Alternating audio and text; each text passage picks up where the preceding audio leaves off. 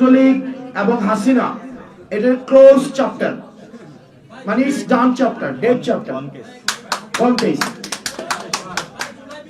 Wait, আমি আসতেছি। ছাত্রলীগ এবং হাসিনার চ্যাপ্টার 5ই আগস্ট ক্লোজ হয়ে গিয়েছে। ছাত্রলীগ এবং হাসিনা যদি প্রাসঙ্গিক থাকতোই 5ই আগস্ট পালাই যেতে হতো না। আর আপনারা মিডিয়ায় যারা আছেন, মিডিয়া বিভিন্ন কারণে আমার উপরে ক্ষুব্ধ বিভিন্ন বিষয়ে, আপনারা মিডিয়ায় যারা আছেন আপনাদেরকে এখনো দেখি আপনাদের হচ্ছে ওই যে ভাসুরের নাম মুখে নিতে কেমন যেন লাগে। আপনারা এখনো সাবেক প্রধানমন্ত্রী শেখ হাসিনা, উনি সাবেক প্রধানমন্ত্রী নাকি ফেসিবাদের যিনি হচ্ছেন একদম বোচার of this motherland, বোচার of Bangladesh, উনি হচ্ছেন এই বাংলাদেশের হচ্ছে বোচার। 2000 মানুষকে উনি শুধুমাত্র চেয়ার টিকায় রাখার জন্য হত্যা করেছে।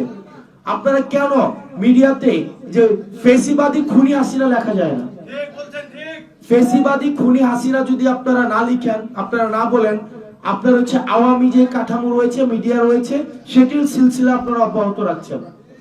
সুতরাং এই যে আমরা এই হাসিনার চ্যাপ্টার প্লাস 5ই আগস্ট ক্লোজ করে দিয়েছি, ছাত্রলীগের চ্যাপ্টার 5ই আগস্ট ক্লোজ হয়ে গিয়েছে। 5ই আগস্ট পরবর্তী বাংলাদেশে আমাদের ফেসিবাদ বিরোধী যে রাজনৈতিক দলগুলো রয়েছে তাদের সাথে আমাদের মতের পার্থক্য হবে, কথার পার্থক্য হবে, তাদের সাথে আমাদের রাজনৈতিক বিভিন্ন বিষয়ে আমাদের মত পার্থক্য হবে।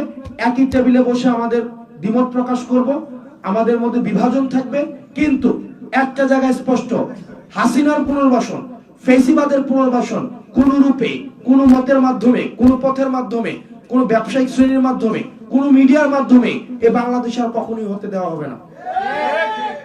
সেক্ষেত্রে হাসিনার ভাষণ যদি আমরা দেখি যে কোনো মিডিয়াতে প্রচার করা হয়, আমরা ধরে নিব সেই মিডিয়া হাসিনাকে স্টিল ফ্যাসিলিটেট